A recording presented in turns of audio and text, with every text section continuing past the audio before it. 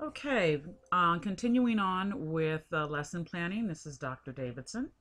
What I want to do now is talk to you about aligning your California state standard to the objective and to your assessment. Now, your standard tells you what it is you're supposed to be teaching. And in this case, it says that you are going to identify the state capitals and describe the various regions of California, including how these characteristics and physical environment, including their characteristic and physical environments, water, landform, vegetation, climate, and how it affects human activity. So now there's a lot here for a fourth grader. So the odds of you doing all of this in one lesson is very slim. So this is what we would like for you to do. Is I want you to first look at the verbs that are in the standard. And in this particular case, it says that the students are going to identify. And so that's our verb. That's the skill that the students are going to be exhibiting. Now, what are they going to be exhibiting? What are they going to identify? They're going to identify state capitals. Or, in this case, they're going to, what's the skill? Describe. And what are they going to be describing? The various regions of California. So, you want to, when you're doing a lesson plan, decide what portion of this standard am I going to be teaching in this lesson. And a lesson is only like 10 to 20 minutes, depending on the age group of the child. So if you have fourth graders, you're not going to do a 30-minute lesson on the identification of the state capitals and describing the regions of California. You have to decide, what are you going to do? So in this case, let's deal with describe the various regions of California. And the reason I'm picking that is because if you'll notice over here on the rest of the standard, it will tell you that the various regions in California will include these kinds of characteristics: water, landform, vegetation, and climate. Now, that's all we're going to teach in this lesson. So now we're going to come down here and decide what is it that the students are going to be able to do. This is called the objective. And an objective always has to be measurable. So we're going to open this up and we're going to write an objective based on what it is that the students should be able to do. And in this particular case, we are going to be looking at these landforms. So the student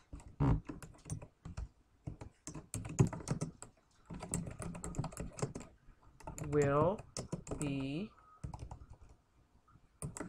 able to describe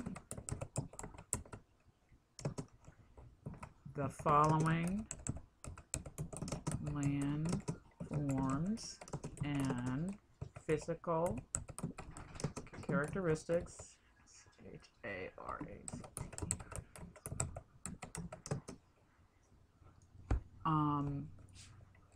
In the, I'm going to pick a region now, northern region of California. C-A-L-I. And they will be water, landform, vegetation, and the climate. So I'm taking this verbiage directly from the standards. It's the easiest way for you to determine what it is that you're going to be teaching. So now I know what it is that the students will be able to do. The students will be able to describe the following landforms and physical characteristics. So with this in mind, you can now go ahead and you have decided this is what my students are going to be learning in this lesson. It's very small. So now that's all you have to write. So let's go ahead and save the changes. And so now I have a measurable objective. I can see that. Will be able to tell whether or not the students did or did not get what it is, the lesson, by whether or not they are able to, I gotta change this, I gotta spell this right.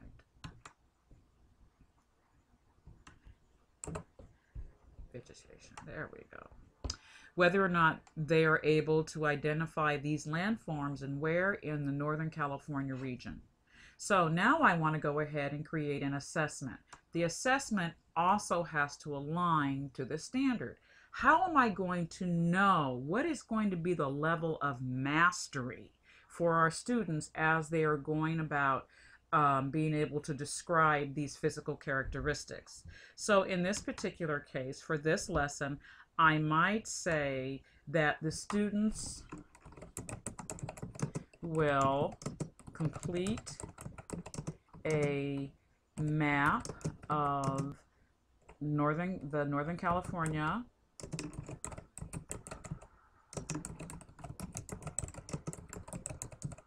region, and they on which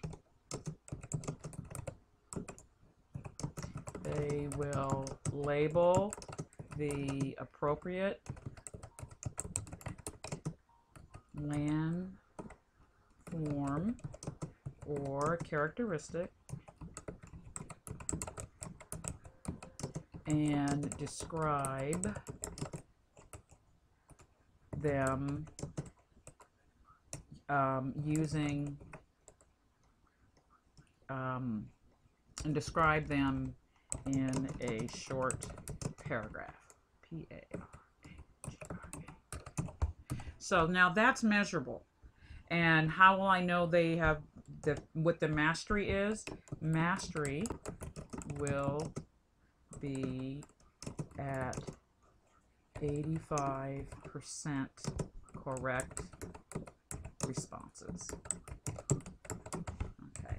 Now, this is a very tangible one. Sometimes mastery, the assessment for what the students are doing, may be something that you observe. But for what we're going to do here, we're going to make this something that's going to be a very tangible, tactile way that you can measure. Did they get it right or not? So we're going to save these changes, and this is called aligning your instruction. So now you've gone to the standard, which tells you what to do. You've deconstructed that standard.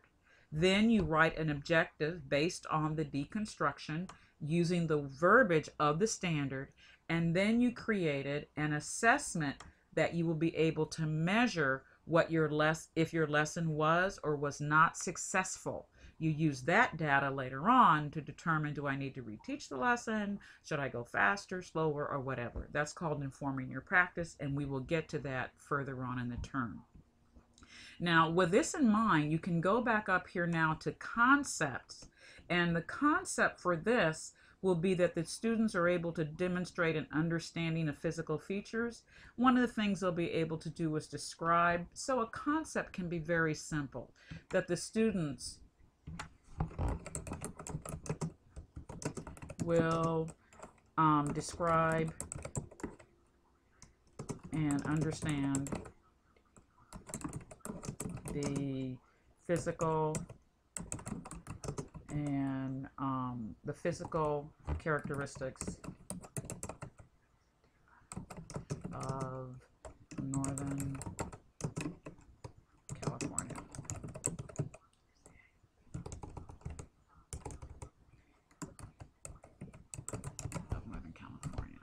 Okay, and that's it. That's how you align your lesson plan. From this point on, everything else that you do will be related to teaching the children so that they will be able to demonstrate mastery based on this outcome, based on this standard. And that's alignment and deconstruction.